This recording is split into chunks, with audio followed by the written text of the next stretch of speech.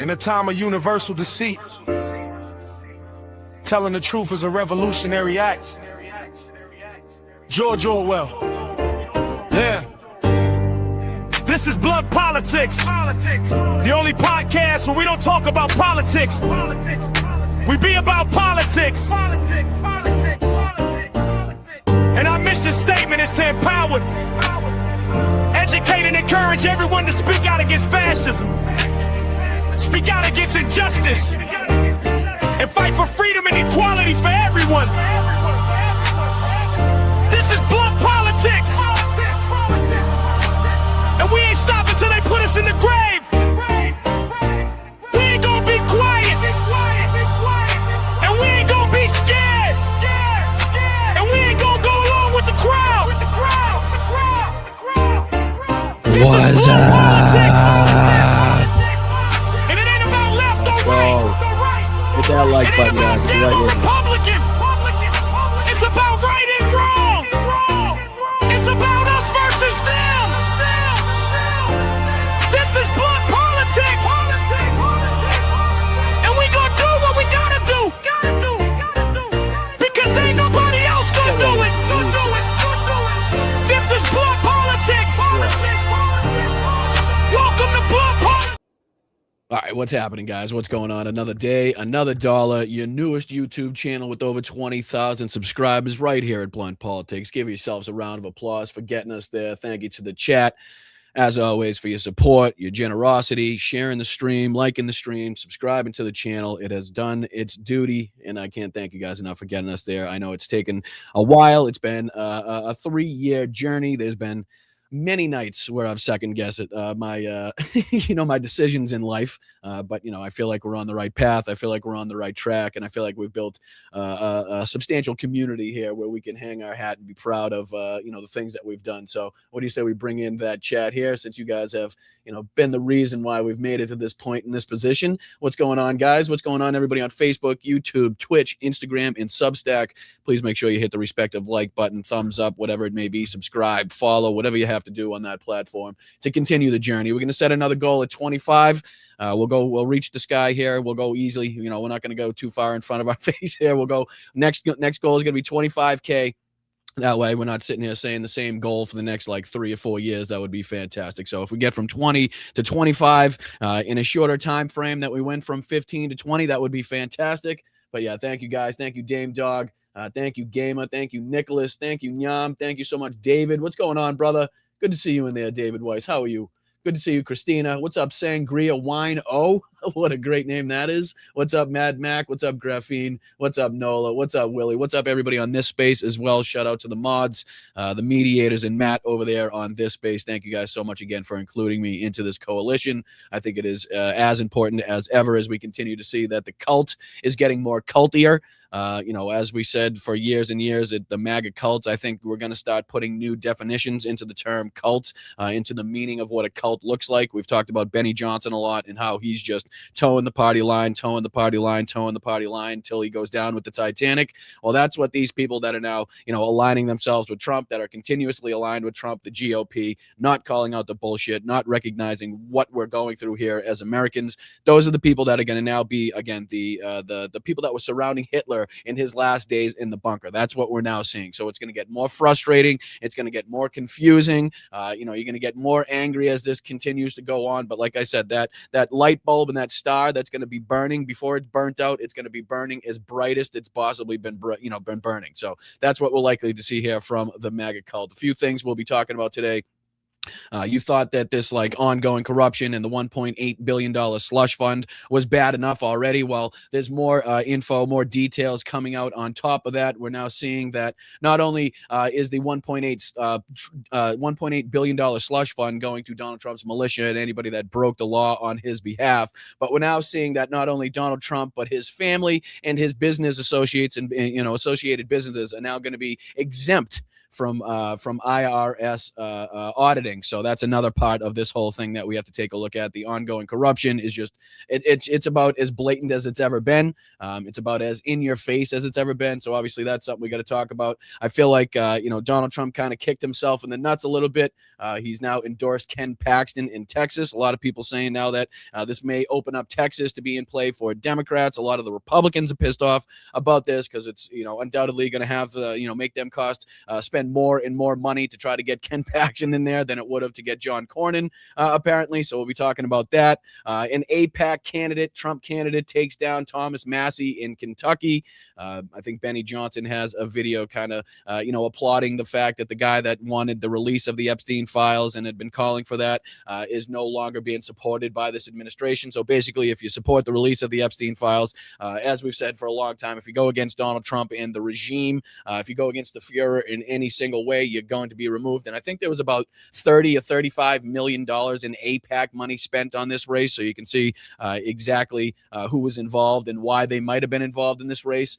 So we'll be talking about that. Ukraine continues bringing the fight to Russia as well. And then there's a couple clips here from Xi and Putin as they sign over 20 agreements in their trip. Do you remember any of that coming out from the trip with Donald Trump to China? Do you remember any, presentation of 20 plus agreements that were signed? Again, taken pen to paper, 2 treaties signed or agreements signed by the 2 nations. I don't recall any of that taking place, but it did take place. And again, Putin's recent trip to China to visit Xi. So we're speaking about that as well. It is the 20th of May, 2026. So please hit that like button. My name's Brian. This is Blunt Politics, and I do appreciate you for joining me. We'll get into all of that. What's going on, Yakov? Thank you to all the mods in the chat as always. What's up, Wayno? What's up, Ian? Appreciate you guys. What's up, Nola, Christina, Blunt Front? What's up, Devin? How are you? Appreciate you guys in there. What's up, Roxanne? As always, make sure you guys hit that like button. Short show today, so we're going to try to cram it all in. But yeah, I just wanted to show you quickly this from the meeting from President of Russia, Putin, and the president of China, Xi Jinping. And again, not what happened when Donald Trump went to China. This is not what took place. We had none of this. It was all promises and words and things that Xi may have said behind the scenes. But, this is pretty stunning to see now that China and Russia had signed, again, 20 plus agreements. And then Donald Trump, when questioned about that, basically said he has no problem with it. It's great that they're meeting together. He gets along with both of them as he gets along with all the strongman dictators and authoritarians around the world. So no real pressure to put on, say Putin for his ongoing war in Ukraine, or, no pressure to put on Xi for, his assistance in Iran in targeting U.S. bases. Not only that, but also the theft of intellectual property and the human rights abuses that we know. None of that, none of those things talked about, right? None of his pressures that he's put on Taiwan, none of the the policy of the United States to back up Taiwan. We're now hearing from Donald Trump in new statements. I believe from this morning, he was questioned about this, kind of blaming Taiwan again for, the chips, our chips industry going over to Taiwan. So, his rhetoric is more anti-Taiwan in this regard than it is anything else, especially after his meeting with Xi Jinping. But just real quick, I wanted to play this, and you can see kind of the difference between, a meeting between 2 heads of state where a deal does get signed. Not only a deal, but multiple deals do get signed for anything,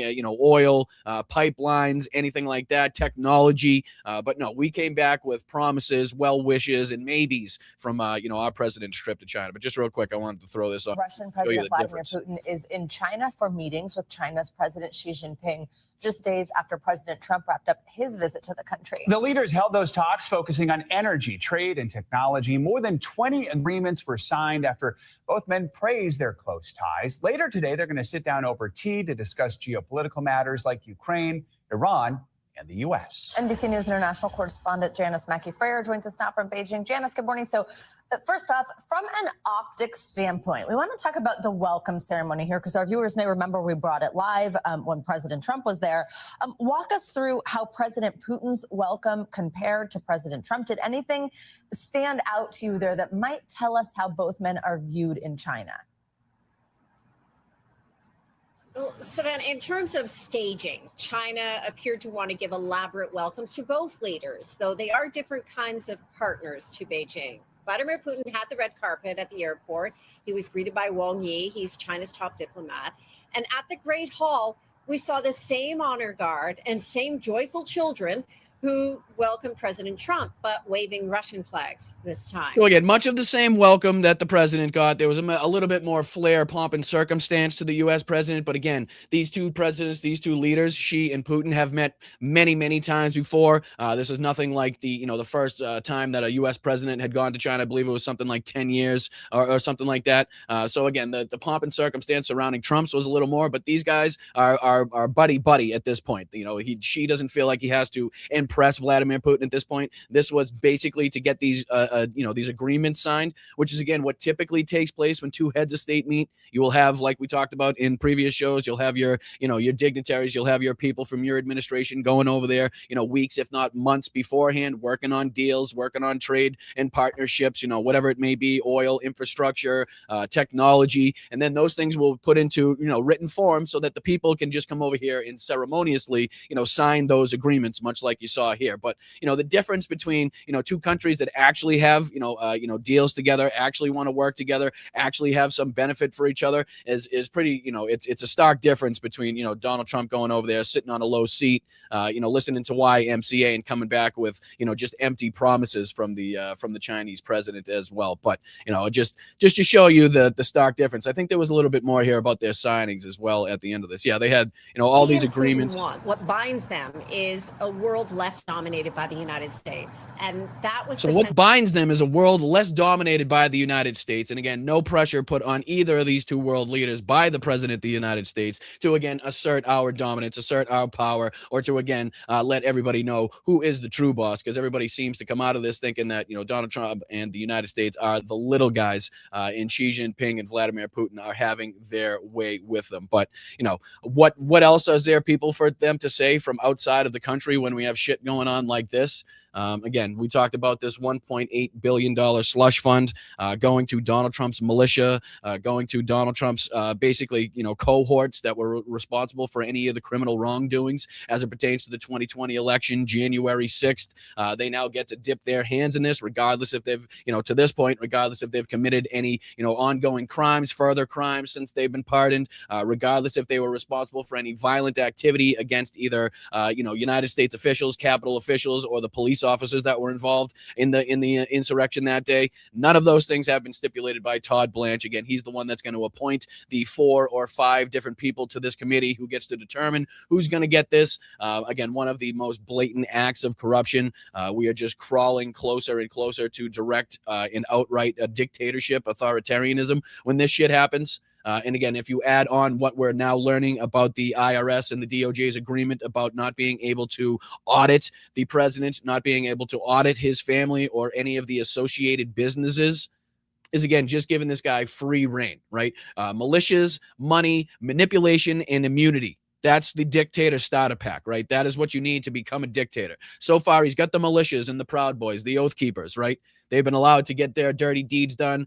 They've been pardoned for their crimes, and now they're going to get rewarded with monetary fucking funds for those crimes that they've committed, thus, keeping them on the loyalty track for this administration, just in case something comes up, right? Just in case Donald Trump feels like he doesn't want to honor the Constitution like he's continued to do, just continue to rip that thing up and wants to stay in power even longer. If he wants to utilize this fucking $1 billion bunker that he's now building on White House grounds, now he's got the Oath Keepers and the Proud Boys, very well funded, to be on his side. But again, money, he's got plenty of money, as we're talking about here, whether it's his ongoing crimes and frauds, whether it's the crypto, whether it's the NFTs, whether it's his sneakers, the fucking perfume, colognes, wristwatches, cell phones, right? You name it. This guy's fucking, raking in money behind the scenes from it. His, the billions that he's brought in from different Saudi investors and the different people around the Middle East that he's bringing home fucking, gold medallions from and shit. All of those things, add that on to what we're now hearing here, and it's pretty clear case of the most blatant act of corruption by a president, and the fact that we're on the roll, we're on the path, pretty closely here. We're just going to be a total and complete dictatorship, because he's got the manipulation part, he's got the militias, he's got the money, and he's definitely got the immunity part given to him by the Supreme Court. So what's left? What's left at this point? The attacks on the free media, right? The attacks on free speech, utilizing our military. The levels of nationalistic rhetoric coming from this. Like, where is the difference between here and an outright fascist society, dictatorial, authoritarianships, and where we are now? What's the difference?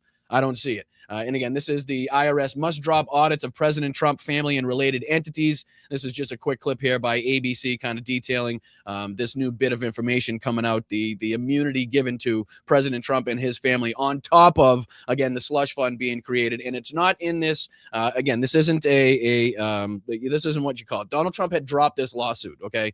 This is a gift. This is nothing but a handout, a gift by the IRS, by the DOJ to Trump and his family members, his cronies directly, because this is not part of the settlement. This is not part of the agreement. This is just an outright fucking capitulation by Todd Blanche, the DOJ, giving Donald Trump everything that he wants, giving Donald Trump's criminal fucking friends everything that they want, and the ability to continue to enrich themselves, even above and beyond the fact that they got their pardons by Donald Trump to get a fucking, get out of jail free card. Now they're going to enrich themselves and be able to be, as fucking stacked up with weapons and ammunition as they could possibly be for the next event, right? But here we go. This is just a quick, and I think this is only a few minutes long. It's only about 2 minutes, 30 seconds long, just kind of detailing these ongoing fucking revelations that we're hearing about. But again, if this doesn't piss you off, people, right? If this doesn't get you absolutely fucking fuming mad, right? If you don't demand your congressmen and women to do something about this, to speak up about this, to march in the fucking streets, right? Again, we can respect and understand the limitations of power that we have as Democrats right now within government, but that doesn't stop you from taking over a bridge. That doesn't stop you from taking over a street. That doesn't stop you from marching with your constituents. Doesn't stop you from, arranging a press conference in front of the White House and demanding, accountability and justice. None of those things are stopped by your limitations on power in Congress right now. So we can both recognize that there's limitations on what we possibly can do within the government, while also recognizing that this moment calls for different activities, different actions. To be thinking outside the box. For, during the civil rights movement, there was limitations, but people found a way to get their voice out there. I don't remember Martin Luther King Jr. having too much fucking power within government, but he got his fucking voice out there. He got his message out there. So there's ways, okay? May not be within the fucking powers of government or using the wheels of justice that we've normally used, but there are definitely fucking ways to make sure that this country knows that you're representing them and are out there speaking for the people. I have to get that one, that point out there as well. But just a real quick clip here, ABC, talking about the ongoing corruption here by the president. This morning, in a stunning move, the Justice Department announcing the IRS is dropping all audits of President Trump and his family, declaring it is, quote, forever barred and precluded from pursuing any previous claims against the president, his sons, and their businesses, an arrangement that could significantly benefit the Trump family financially. This involves everything, right? This goes for everything that they've done while this guy was in fucking power. This is the $620 million Pentagon contract that was awarded to a Don Jr. backed company. This is the $24 million plus contract that Eric Jr. was awarded as part of his fucking drone company that he's a part of now. Like, this is all of this. This is him trying to get get out of jail free card. Nobody's going to be able to look as far as his tax receipts, his tax records while he was president here. Nobody's going to be able to look at the criminality or go to audit him or his businesses to see how they've profited again off the stock, the stock trades that we just announced yesterday. We looked at the Rachel Maddow video that was detailing all of the stock trades and how those stocks were just happened to be in some of the policies and pushings of the the rhetoric and the speeches of Donald Trump, to make him money, to enrich himself through the power that he has, the knowledge that he has, and the inside fucking intelligence that he has on what companies are going to be utilized. So again, all of this stuff now is going to be thrown into question per this new this new ruling here that says that him and his family and his cohorts basically are exempt from tax audits. Announcement tacked on to an already unprecedented settlement between Trump and his own government. The president dropping his $10 billion lawsuit against the IRS over the leak of his tax returns in exchange for the creation of a $1.8 billion fund in taxpayer money to benefit Trump allies who claim they were mistreated by the Biden Justice Department. Democrats arguing it's a slush fund for Trump supporters. This is corruption that has never been more blatant or more widespread. What is happening is you write the check, Trump and his cronies cash it, American taxpayers who are already being whacked with high prices are going to foot the bill. Even Senate Republican leader John Thune says he's, quote, not a big fan of the fund. I think that there are and will be, continue to be, a lot of questions around that the administration is going to have to answer. Fuck you, you coward piece of shit. How about that? How about that? You know it's corrupt. You know it's fucking unprecedented. You know, it's against everything that this country stands for. You know, it's against the Constitution. You know, it's against the emoluments. Like, is there anybody that has a fucking sack? Is there anybody that has some balls here? I got a message for the people in there. For the fucking, hold on. I think I have something for you guys. Yeah, hold on. Here's a thought. Grow a sack, fill it with some balls. Fill it with some fucking balls and stand up for what you believe in. Stand up for what you know is right and wrong, these bastards. I can't stand these people. Well, yeah, I know there's going to be some questions, these fucking half-ass piece of shits. Among those who could benefit, those who were charged in connection with the January 6th attack on the Capitol, including roughly 600 people who were charged with obstruction or assaulting police. At least 170 pleaded guilty, and dozens of others were found guilty by juries. Acting Attorney General Todd Blanche, Trump's former personal attorney who orchestrated the agreement, grilled on Capitol Hill. Will individuals who assaulted Capitol Hill police officers be eligible for this fund? Well, as it makes plain, anybody is just let me know if they're eligible for the fund. As was made plain yesterday, anybody in this country is eligible to apply if they believe they were victim of weaponization. And while the administration defends the $1.8 billion fund, the president once again brushing off the economic pain Americans are feeling because of the war with Iran. We have to do something with Iran. We cannot let them have a nuclear weapon. You want to see the world exploded? You want to see a problem? And this is peanuts.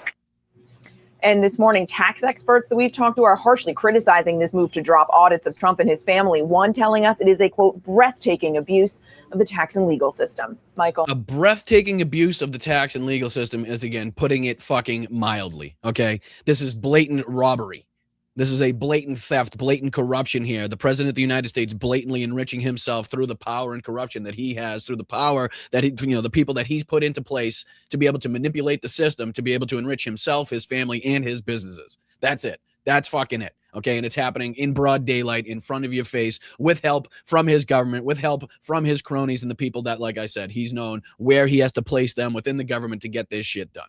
That's what he learned in his first administration, was who he had to put in what places to make sure that he didn't get questioned and he could get through all of this fucking corrupt shit that he wanted to get through in his second term there. So again, there's a Politico article talking about this and detailing this as well. This is Justice Department expands Trump's settlement to cover his tax audits. So I figured we could just dive into a little bit more of this, a couple more of the details, see if we can get in what this means, what this doesn't mean, what it entails, and what it doesn't entail. So just a couple paragraphs from this. The Justice Department on Tuesday expanded the just announced settlement of President Trump's lawsuit over leaking of his tax returns, including a pledge that the IRS will no longer pursue any claims it may have against Trump, his family members, and his companies over unpaid taxes. The 9-page settlement agreement DOJ released Monday, setting up the nearly $1.8 billion fund to compensate victims alleged of weaponization of law enforcement, did not mention any resolution of disputes over Trump's tax returns, which he has reportedly claimed were under protracted audits by the IRS. However, a one-page document posted by the DOJ early Tuesday morning includes a sweeping release under which the IRS is, quote, forever barred, quote, forever barred and precluded from pursuing, quote, examinations of Trump-related or affiliated individuals and related trusts and businesses. This waiver specifically encompasses tax returns filed before the effective date of the settlement, which was Monday. Acting Attorney General Todd Blanche signed the addendum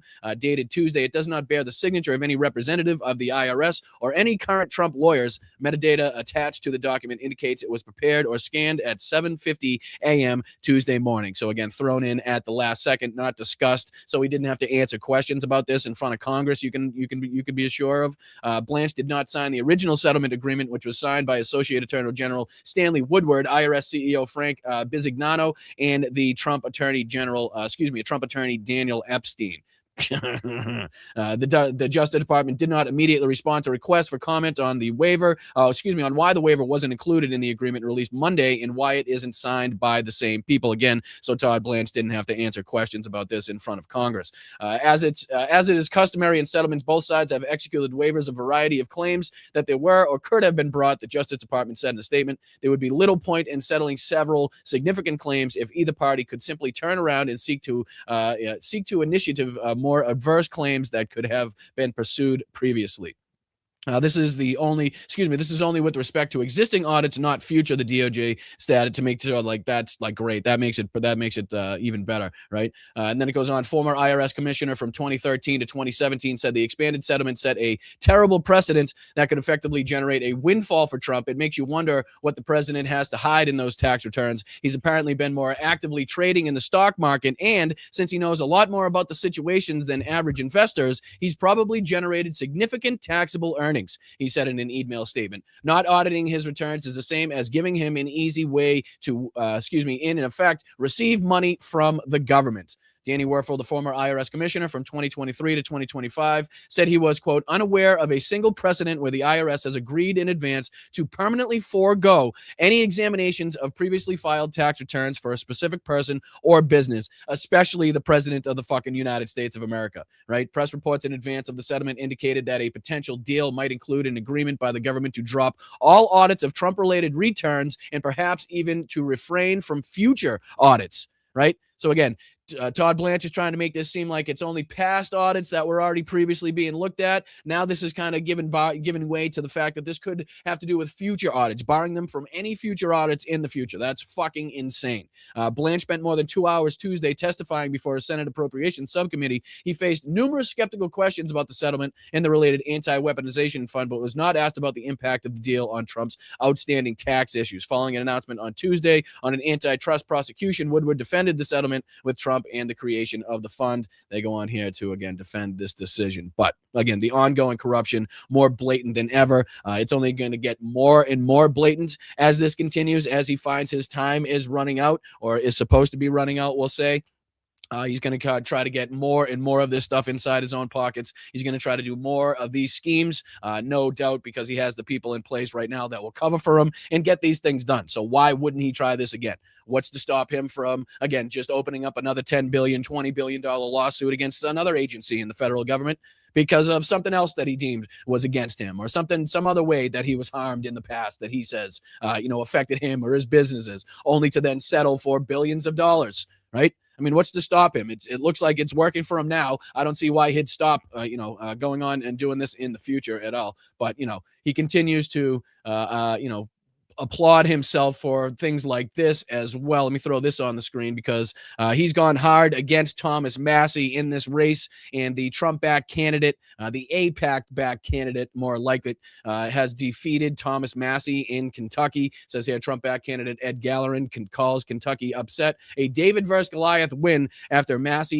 defeating Massie. Gallerin, a former Navy SEAL, secured roughly 55% of the vote in Kentucky's 4th district. Again, somebody that nobody's ever heard of. And if you look at the after parties here, if you look at the celebrations afterwards, you can tell that there was a lot of outside money, outside resources put into this. Like I said, I think the report was there was something like $35 million put into this race by AIPAC affiliated PACs to make sure that Gallerin won, to make sure that Thomas Massie, who again has been pretty outspoken against Epstein files and again what Israel has been doing as well. So you can see why they'd put money into this challenger here. But, I'll show you this real quick. Let me see this. I'll put this on the screen because this was, again, the after party, right? This is the Patriotic Blonde posted this, and it says, literally nobody showed up to Ed Gallerin's victory party despite his overwhelming win. Yes, makes absolute sense to me, as it said, and it was posted by an account called Liam Niemeyer. As far as I can tell, there haven't been any state lawmakers at the party so far. This is compared to Massie, that has a strong support from Republican state lawmakers in North Kentucky, right? So this is just a quick 14-second look at this guy's celebration, this guy's victory party here, and you tell me if this looks like somebody that has the overwhelming support of the community, that had more people in his camp and definitely, came out with the voters because of his policies and not because of the money that was placed upon this race. Check this out. I got a guy that talked to me and he said, here's what we're doing.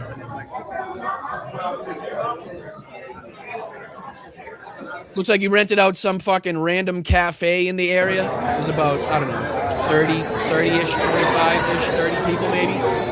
Right? And this is supposed to be his celebration event. This is supposed to be the guy that had overwhelming support in Kentucky, the guy that was supposed to be responsible for, receiving, let me see, I think it was this one here that showed exactly how this went. Was it this one? Yeah, this one. Check this out, right?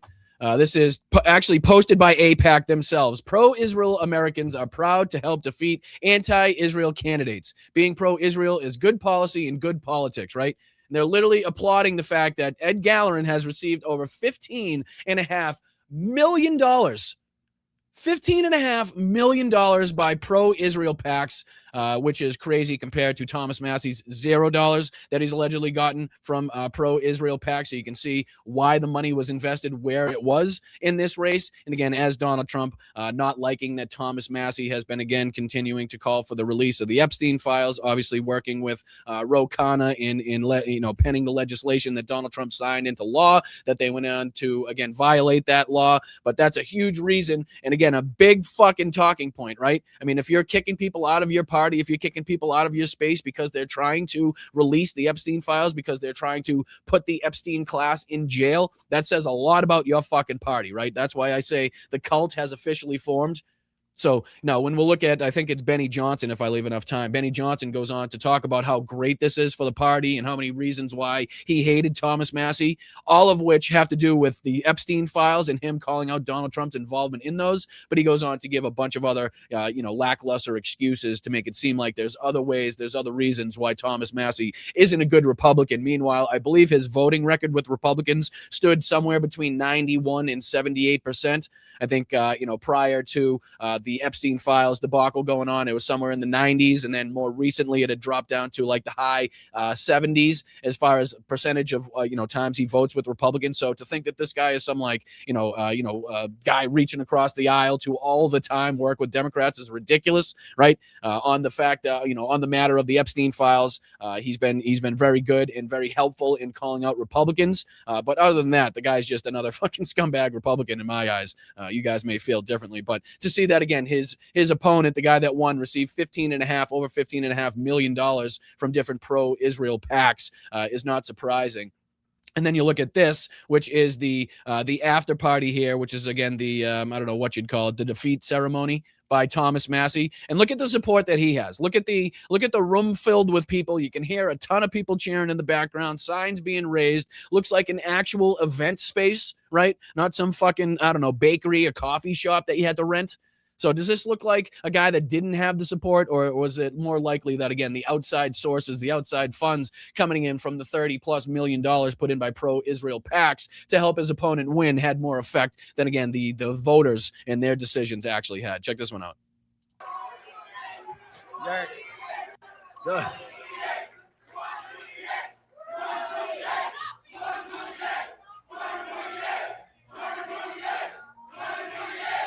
What?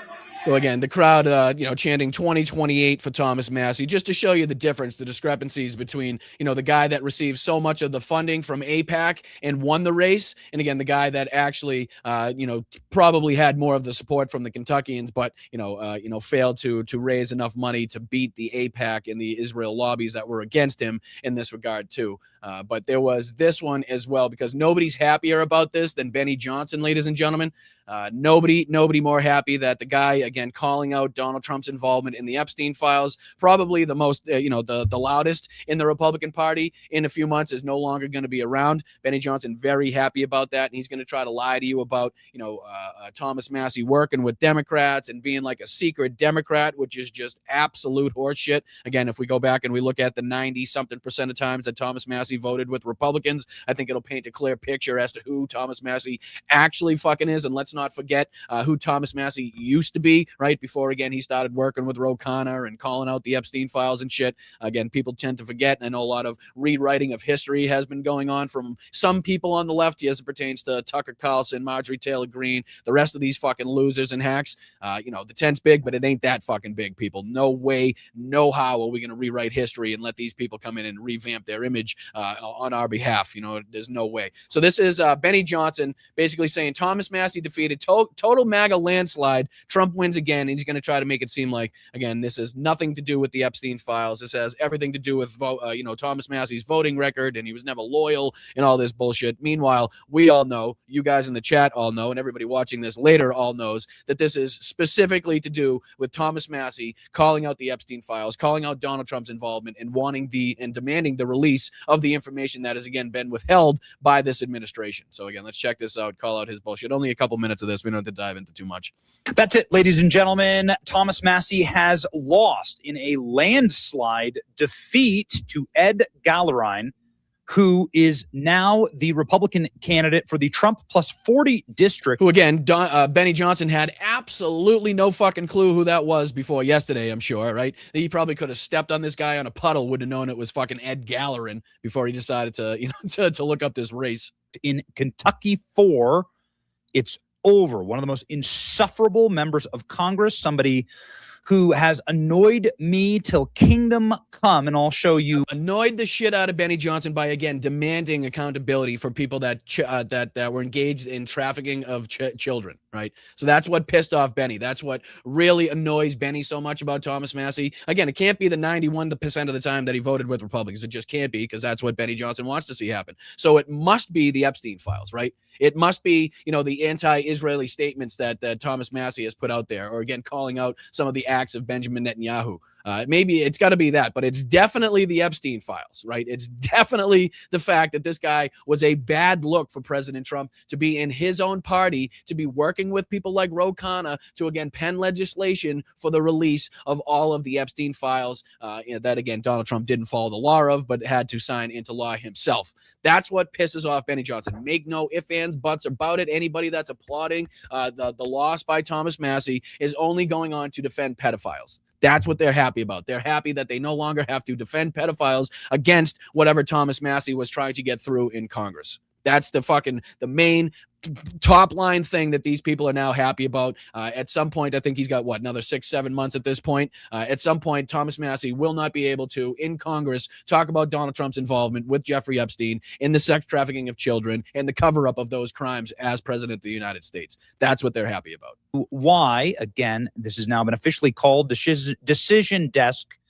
Headquarters has called this decision made tonight at 7:41 p.m., approximately 1 hour after the polls closed.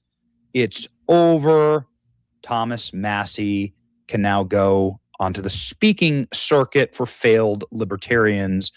And let me explain why. This is nothing personal against Thomas. And this is what he tries to. This is nothing personal. It has nothing to do with the Epstein files, folks. He's going to try to make it seem like Thomas Massie just never voted with Republicans. He didn't. He just never voted or sided with Republicans. That's why we had to kick him out. That's why he had to be removed. It had nothing to do with Jeffrey Epstein. It had nothing to do with him working with Ro Khanna and calling out Donald Trump in the Epstein files. Nothing to do with any of that. I'm going to try to now get you to believe that he didn't, vote with Republicans enough. Massie, as everybody tries to make this so personal, it has to do with practicality. It has to do with the reality of wanting to win. It's just practical. It's just practical for a guy that, again, is demanding accountability for fucking pedophiles and sex traffickers to be removed, to be exiled, right? To be excommunicated from your party, from your fucking wing of the party. That's normal, right?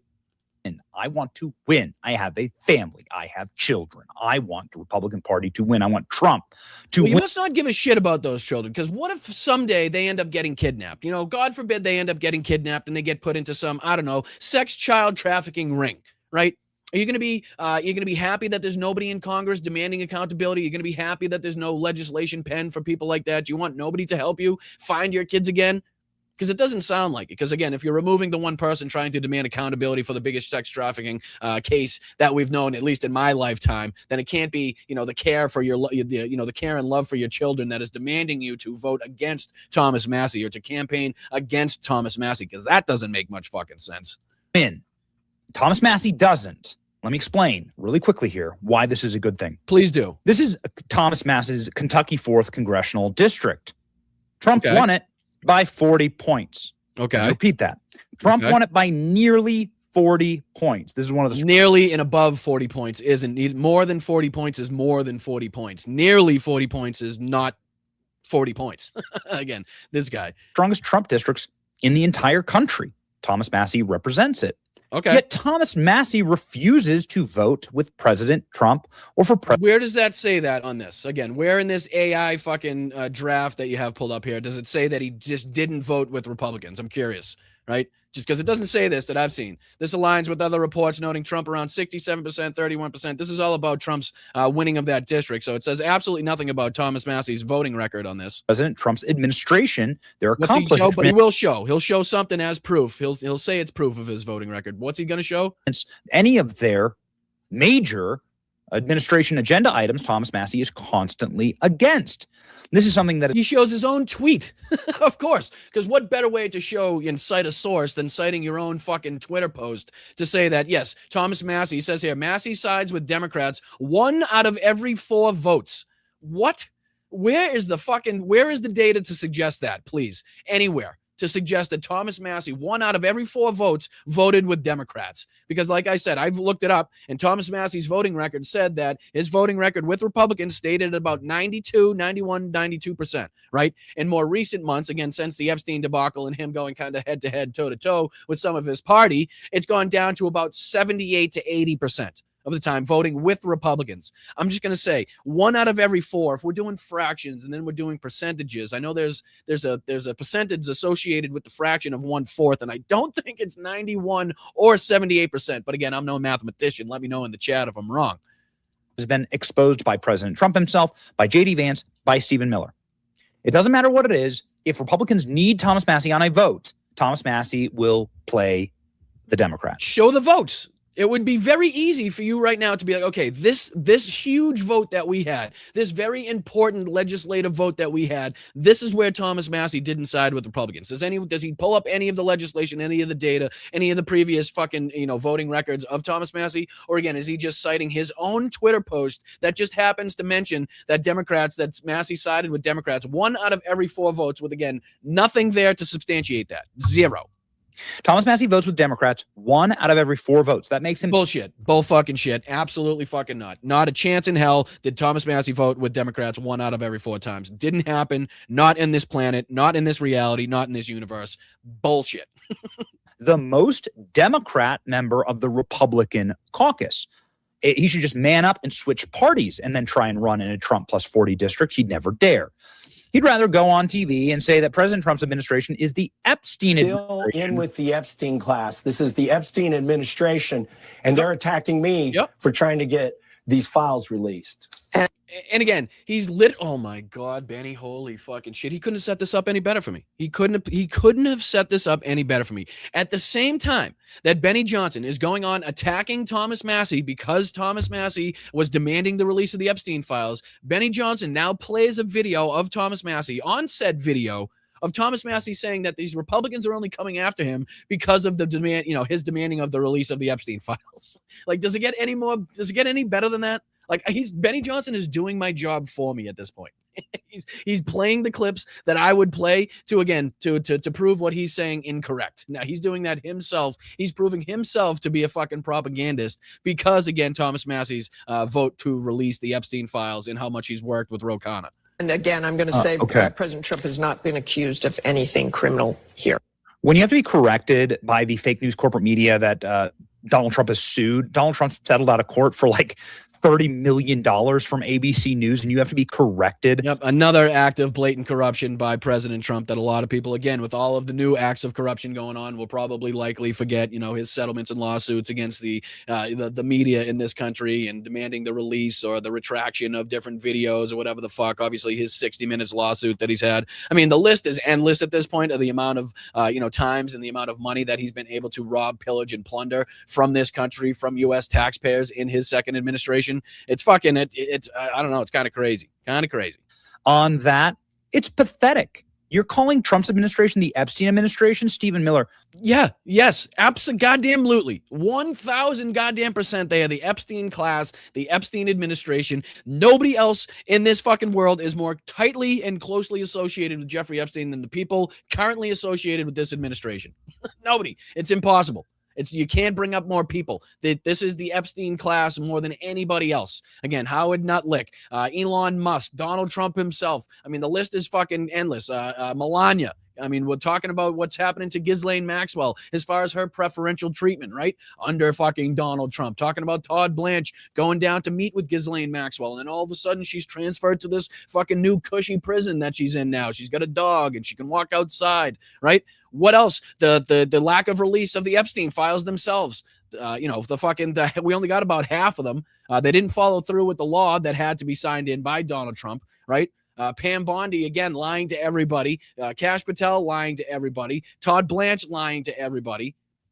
Where's the arrest? Where's the investigations? Where are the people being held accountable for this, right? Where are the perp walks? Where are the people being put in prison, right? Seems like other countries are doing it, right? Seems like other people are paying the price in other countries, not so much here in the United States, not so much action taken here in the United States there, but that was Benny Johnson basically getting about as happy as he's ever been that Thomas Massie may not be around or won't be around any longer to call out his dear leader, to call out his boyfriend, Donald Trump, for his associations with Jeffrey Epstein in the Epstein files. But let me get you, there's a couple more minutes that I have here. Let's see if we can go over, because I think, if I'm not mistaken, Russia is continuously feeling the pain.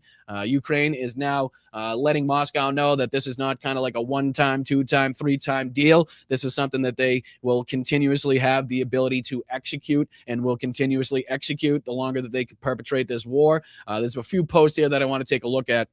First one here is by War Radar. It says the sky over Russia no longer belongs to the Kremlin. For years, Moscow rained missiles, bombs, and drones down on Ukrainian cities. Now the war is coming home.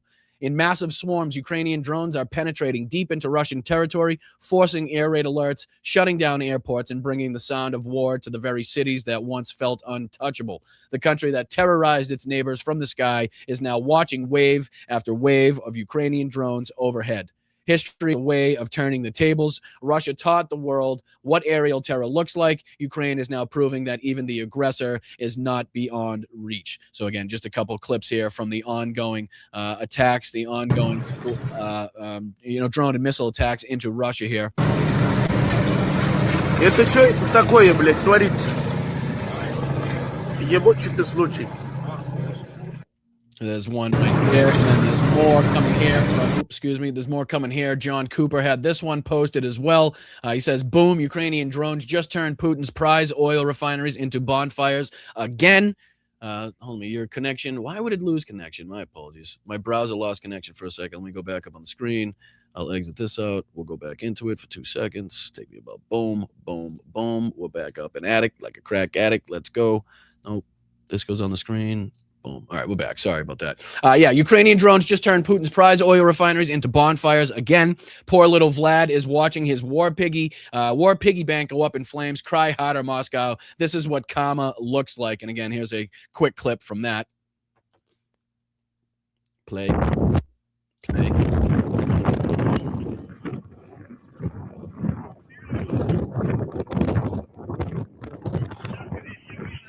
And I'll tell you, there's been so many of these strikes lately that it's getting like difficult to figure out and pinpoint which of these videos is coming from what fucking oil refinery strike, right? They all have these ridiculously massive blazes. They all have these like same, the firefighters dressed in the same gear, standing around doing absolutely nothing, kind of having like one hose on the tremendous fire that they got, thinking that's going to do something. So I don't know if this is, again, a repeated strike on some of these oil refineries, or if this is just ongoing destruction from the recent strike that we've seen here. But again, either way, it is good news for the Ukrainian military. There's a couple updates that I wanted to get into here as well. I think this one was from Professor, if I'm not mistaken. Yeah, Professor Gerds. I'm not sure how to say his last name. Let me know. Is it Gerds or Gerds? Let me know. I don't know. The professor explains here, Ukraine had another really good night. So obviously some new strikes to be had. Again, I'm not sure. I'm just only saying that I'm not sure if that distinct footage that we showed is from the most recent strikes or again from the ongoing destruction from the previous strikes. That's the only thing I couldn't kind of put into place before I came on the air today. But this is the professor here. Ukraine had another really good night, just giving us an explanation, an update on some of the things that we can confirm. So Slava Ukraine, hit that like button. My name's Boston Brian. Big supporters here of Ukraine. We're going to be speaking tonight to Tom, a good friend who has been having an ongoing campaign with his Ukraine t-shirt. He's been sending substantial amounts of money to the Misto Dobra. We're going to get to talk to him tonight about how he's helped, how people can continue to help. Hopefully, we're on the cusp here of starting our second NAFO brigade, 69 Sniffing Brigade campaign to send trucks to the front lines of Ukraine. We're just designed a patch. We're going through on that. So hopefully we're on the cusp of, again, starting our second campaign, which we can get even more involved in sending, aid and equipment to. to Ukraine to help in the fight. Obviously, we have the merch site going. Anything Ukraine related in the merch site, 25% of all profits gets donated to United 24. That's a great way we can give back as well. And then obviously, like I said, when the campaign for NAFO and the 69th Sniffing Brigade starts back up, contributing to that campaign is another huge way to contribute to the war effort as well. But just a couple updates on Ukraine having another really good night. Thank you guys for sticking with me. Hit that like button again. A big thank you guys for getting me past the 20,000 subscriber mark. That is a pretty substantial goal, a pretty substantial level here on YouTube. As I've been told, there is a very small percentage of YouTube channels, and again, not to make it seem like I'm anywhere in the league of the bigger YouTube channels or anything like that. That's not what that's saying, but it is percentage-wise very difficult for a YouTube channel to make it to this point. So I just want to thank you guys again for allowing me to get to this point and hopefully allowing this channel to continue to grow. So hit that like button, subscribe if you're enjoying what you're watching, if you're enjoying what you're seeing. I appreciate you guys for supporting the channel. So here we go. A little bit more on the really good night from the Ukrainians again.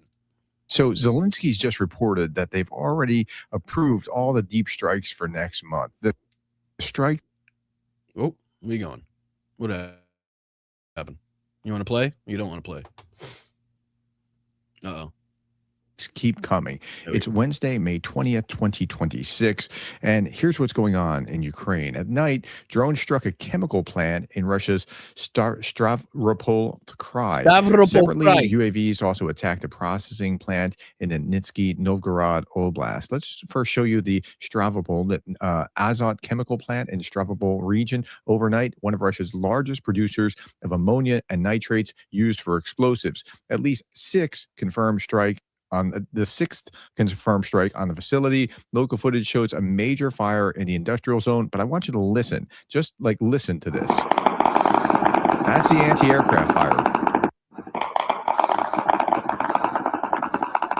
That's the Russians trying to repel the strike last night. Okay, Ukrainian unmanned systems reaches another critical refinery linked to Russia's military-industrial complex or supply chain. Lukoil's refinery in Kosovo. The facility is one of Russia. You don't want to take a shot at that one, huh? You don't want to take a shot at saying what that refinery is? Anybody else want to take a shot at saying what that refinery is? The Nizhegorod Neftorgnitz. Holy shnikes. The Nizhnegrod Neftor Gzinens. Jesus Christ almighty. There's key refineries producing more than 50 types of petroleum products. So where is this? Well, let's look. Okay, Nizhny Novgorod, and this is just a visual of how the drones are attacking in various places across the refinery. And they'll choose targets and hit them. Now, what's interesting about this is, well, here's a still first, a still image of Russian Panzer Sam missing an incoming Ukrainian attack drone seconds before it slammed into the Sovo oil refinery this morning. So it came close, missed. Sovo oil refinery was struck 34,000 barrels or 6% of Russia's total refining capacity. Now, they're not taking the whole thing offline, but that's what this plant can produce. Now, what's important here is that it likely struck the AVT-6 atmospheric crude distillation unit. This is part of the internal processing of, it's not like just a holding tank, but how the refinery does the refining. Okay, Ukrainian drones have effectively cut key Russian logistics routes in occupied Donetsk, Zaporizhia, and a land corridor to Crimea. Russian military bloggers are openly complaining about relentless attacks on convoys, fuel trucks, and rear bases 100 to 200 kilometers behind the front. So that's happening at the same time. Here's the aftermath of a drone strike on Russia's Belbek military airfield in Crimea. RSP-28 mobile precision approach radar system can also be seen damaged in the photos of the aftermath. Again, the damage follows earlier confirmed strikes on Belbek infrastructure, UAV control systems, and air defense assets. So there was a lot going on here. Here's just a bridge crossing and other enemy facilities that have been struck in this. And Ukraine long-range drones are now being fitted with unguided aerial rockets. This is pretty phenomenal to see. This is the first-person view from the drone as they launch rockets. Look at this. So again, it looks like another busy night for the Ukrainians. Not only were they striking inside of Russia with all of those strikes being confirmed by the defense, the Ministry of Defense there for Ukraine, but also I had this to throw on the screen too, because this is a position on the front lines that we've been talking about recently. So let me throw this on the screen. This is from Georgi at Ukraine Matters. Russia caught off guard, Ukraine surprise breakthrough. And this is again in an area that we've been talking about where the Russians were trying to sneak up into Zaporizhia, using the banks there to get up to Zaporizhia. We talked about the Ukrainians launching a three-pronged basically counterattack to make sure that they weren't allowed to do that. Then they were sending in reinforcements, and I think this gives a further update as to what's taking place in that area as well. So let's see if we can jump into this real quick. Hey there, Georgie here with Ukraine Matters. Fantastic news coming to us from the front lines, where Ukrainians are able to finally shift the dynamics on the front line and stop Russian offensives and also conduct offensive operations of their own. And today we're talking about one of those successful offensives in the southern direction around Stepnohirsk. Here, Russians were very cocky because they were really expecting that they would be able to advance northwards towards the biggest town, Zaporizhia, in the region. So again, let me just show you, just in case people, like I said, I know we've gotten a few new subscribers over the last couple days. So just in case anybody's not familiar with the, the map coverage that we do here on Blunt Politics, just to give you an update of kind of the region that we're talking about. We'll zoom out, obviously give you a general look at the country of Ukraine. We're going in here to the Zaporizhia region. As you can see, we're talking about the Stepnohirsk, which is right here. We've talked about this before. Again, if you recall, a couple days ago, we talked about kind of a three-pronged attack that the Russians had and how they were trying to, again, utilize the banks of the, these banks here of the river system, of the waterway there to get up to Zaporizhia, and that the Ukrainians were forced to, again, counterattack. They did a good job at counterattacking. They've sent in forces into this area, and it seems like now Stepnohirsk is kind of on the liberated territory, and the Russians, from what I'm gathering here, have been pushed back just a little bit in this area, which is good. Anytime they're not advancing is a good thing, but it's just to give you a better look at the area that we're talking about. Obviously Zaporizhia up here, and you can see the Russians basically trying to utilize, I believe, the Sea of Azov, if I'm not mistaken, to get up to Zaporizhia to kind of hide their advancements, and then the Ukrainians were having to, let me see if I can throw this on here, we're having to defend again in this direction. As you can see, terrible. What terrible fucking arrows, Bri. So I think there was like a three-pronged attack like this, basically giving you a generalized idea of where they were going. You can see this kind of the three prongs down here almost. If I get out of your way, you can kind of see here the different, the 3, 1, 2, 3, right? So again, we'll go back to the Georgi Matters, to the Ukraine Matters video, just giving you an idea of what else he's talking about. But it seems like good news for the Ukrainians in this area.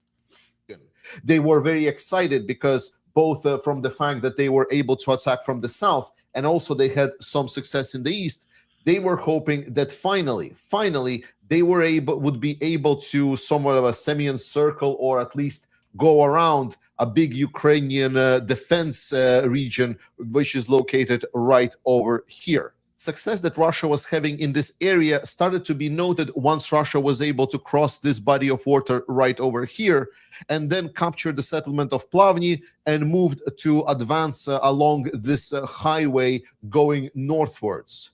And it was a big problem. So again, that's just right here. You can see this pretty clearly on the map. Here's that body of water that he's talking about near Kamyansk. And then if you go up here a little to the north, you can see Plavny. So again, this was kind of what he's talking about when, people started really taking notice and kind of really taking, needing to take action is when they passed that little body of water, started making their way up again. I believe this is the Sea of Azov, if I'm not mistaken, up and around Stepnohirsk there. So again, just to give you a kind of a clearer idea of where we're talking about, what we're talking about. Problem for Ukrainians, specifically because there were a couple of settlements that are really crucial in this area. One is Stepnohirsk and other is Primorske. About Primorske, we knew that Ukraine conducted counteroffensive operations there earlier, and they were able to liberate with very little confirmed information about it. And now, just yesterday, we finally got confirmation that Ukrainians are continuing conducting their counteroffensive operations. And sorry, he's much better. He's much better at the arrows than I am. There is now video footage of Ukrainians actually liberating the town of Stepnohirsk. Let's go. There's footage both of the storming of the town of Stepnohirsk And as the operation developed, we saw Ukrainians becoming more and more comfortable being located in this settlement. That means, so again, it remains to be seen. I'm not sure if this is part of that counterattack that we saw, the three-pronged counterattack, or again, this is beyond that in utilizing the reserves, the people that they've sent into that area to help boost the troops in that area, and again going into kind of an offensive mode. I'm not sure. I haven't heard as much as that much so far, but it remains to be seen there as far as kind of how far they're going to be able to push them back. But obviously, any amount of territory retaken by the Ukrainians, any amount of territory pushed back as far as the Russians is a good sign. Is a good thing to see. One very important thing, that Russian drone operations were successfully suppressed in this area. That means Ukrainians have established, if you want to say, like a small air dominance in this area. And this allowed Ukrainians to enter the town, clear it up. And as you can see here, they're even using armored vehicles to continue their advances along this settlement. And I know we're running out of time, but I think to even clarify a little bit further and that there's some benefit to watching this show, I think he even goes on here to talk about the 5 lies. I think we talked about Preston Stewart's video yesterday of the Gerasimov's lies from the Russian Ministry of Defense on different pieces of territory that he said the Russians have taken, which is not, backed up by any of the maps, by any of the intelligence whatsoever. So he goes into a little bit of that, calling out those lies by Gerasimov and the Ministry of Defense as well. So again, stuff that's covered here, you'll see on other channels as well. Just showing you there's some benefit. There is a benefit to you guys watching the live stream here. So I appreciate you guys for joining me. I know this is only an hour live stream for the afternoon show, but anything that we missed, anything that happens today, we're going to be talking about tonight on the 8:30 p.m. broadcast as well. 2 shows always on Wednesday. So check us out. Check another podcast out at 8:30 p.m. tonight. Thank you guys for joining me. Thank you to everybody on this space. Thank you to Matt, the mods. I appreciate it. I'm going to kick it over to my main man, Jeff, over there. Very much appreciate everybody for taking care of the channel, all the support, everybody kicking in through the Venmo, signing up for YouTube memberships, checking out the Patreon at patreon.com. I'll kick it over now to Jeff. Much appreciated. Stick around over here on Blunt Politics so I can make sure to thank everybody that donated to the show today. But thanks again for 20K. Much appreciated, and I'll see you guys next time. All right, let's go. Appreciate you guys over here. Yeah, happy birthday, Liberal Dan. Everybody, W's in the chat for Liberal Dan. Happy 50th. Let's fucking go. Big shout out to Liberal Dan for everything that he does. Appreciate you for joining us today. Happy birthday, my friend. Hope you guys are sucking down some adult beverages. I hope you guys are sucking up the sun out there. I know it's about 90-something degrees here again in Boston, so hopefully it's the sun is shining and it's just as warm where you are, my friend, Liberal Dan. Take care. Make sure you enjoy the rest of your day. Appreciate you for joining us here. And let's say some thank yous to anybody that may be nice enough to shoot over a Venmo today.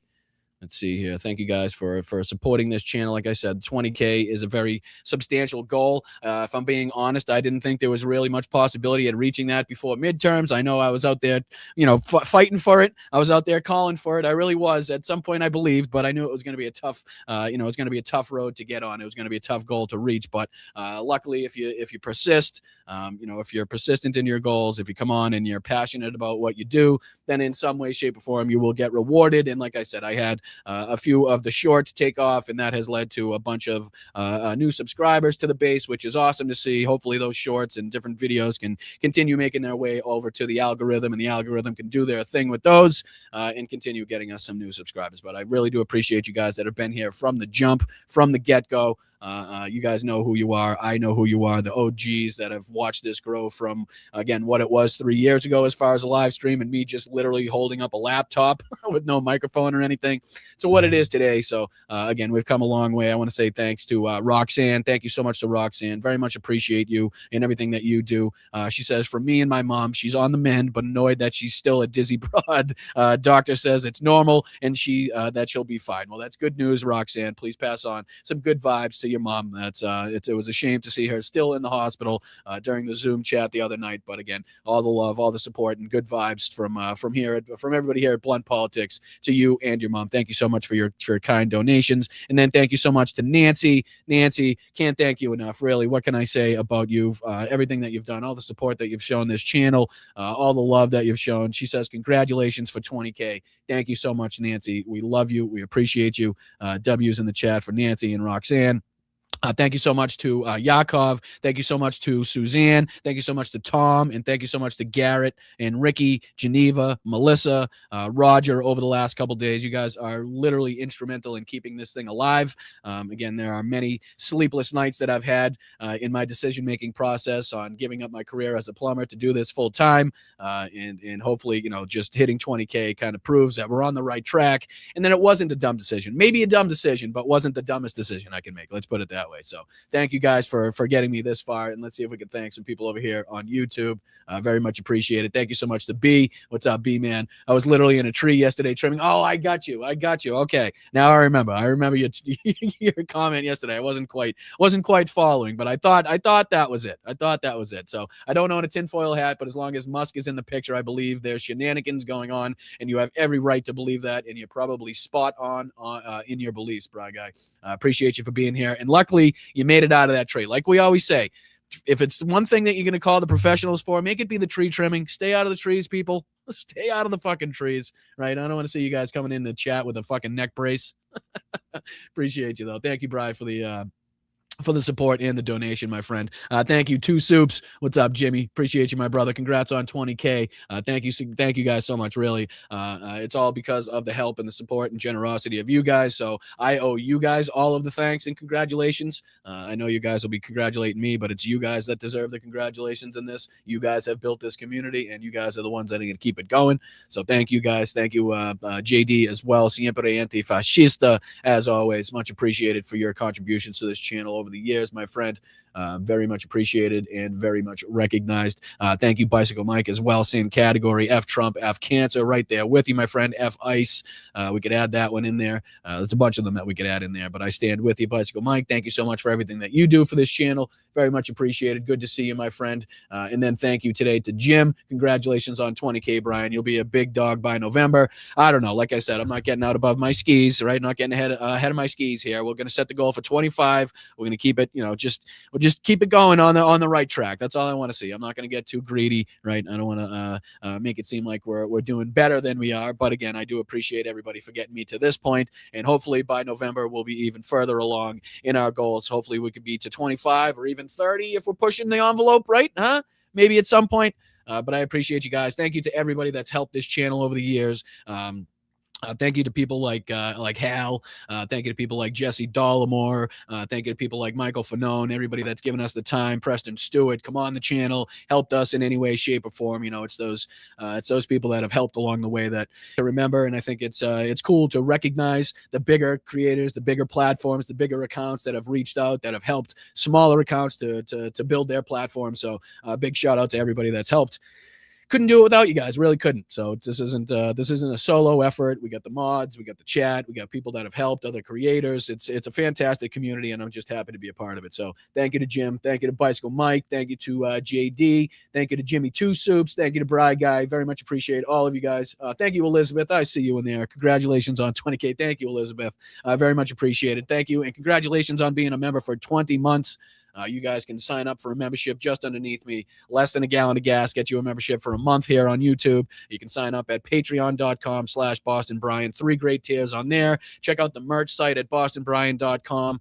Fantastic merch, opposition merch, resistance merch. Doesn't necessarily have to do with the channel. If you want to let everybody know that you're a fan of human rights, or that you're a fan of resistance, or that, Chinga La Migra, anything like that, you can grab those things over there at the merch shop. And like I said, all Ukraine merch, we donate a certain percentage of the profits over to United 24 to make sure that we are continuously helping in that fight. We got a NAFO campaign hopefully about to start, and then tonight's discussion we'll be talking to Tom about his contributions to the Misto Dobra and how people can help help Ukraine as well. So thank you guys, very much appreciated for all your help and assistance. Thank you for 20K, hopefully onward and upwards to 25, only with your help and your support, only with you guys continuously sharing the show out, letting people know about it. Can we get to that goal? So thank you guys, and I'll see you tonight for the late show. Appreciate you. Hit that like button on the way out if you don't mind. If you haven't already, subscribe to the channel if you haven't already. Thank you guys. See you later.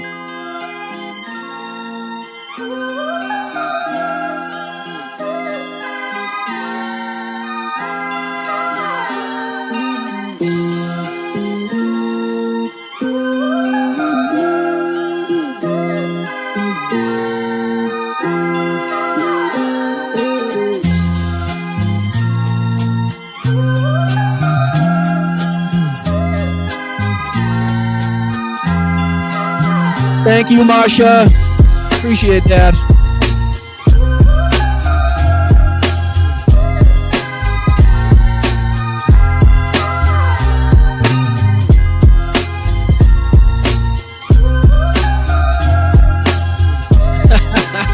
I don't know who I'm rooting for, Clint. I really don't. I know they've been sat down for a while, right? I'm just hoping for some good hockey. That's all. Good playoff hockey. I'll be happy. I'll be happy for the race.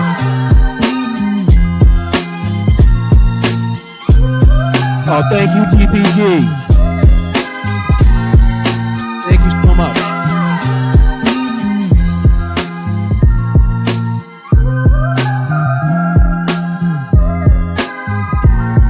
Thank you for that. That means a lot. It really does. All your help, all your support. Вітаю, Бостон Брайан. Мій позивний танцор. Я представник 72-ї бригади.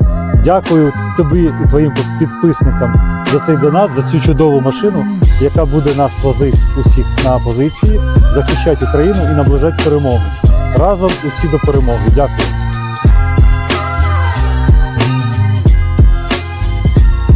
Yeah, but you know that nothing's more dangerous to a hot team than sitting for a long time, right? See how they can deal with that. I appreciate your support, my friend. Thank you for being here.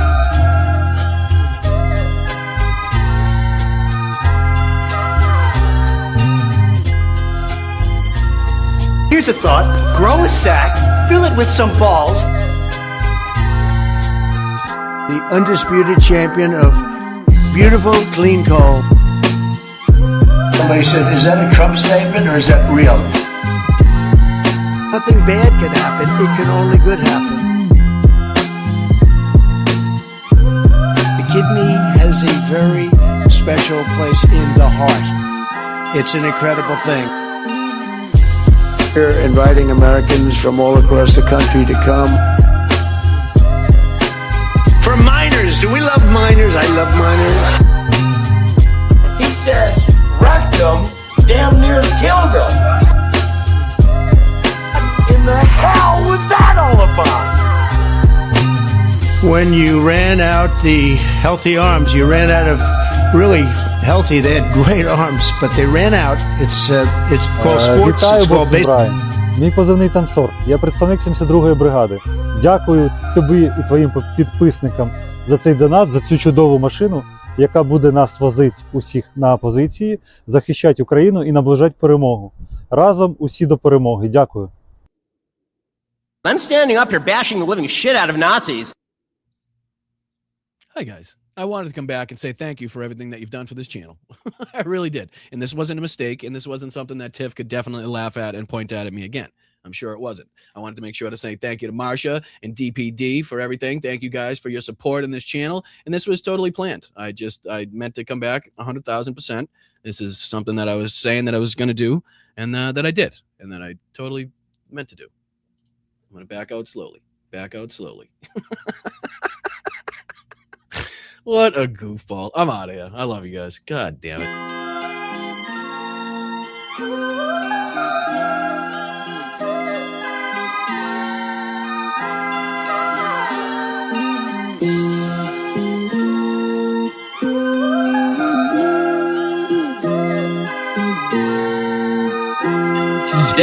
Zip it, Yakov. You zip it down there.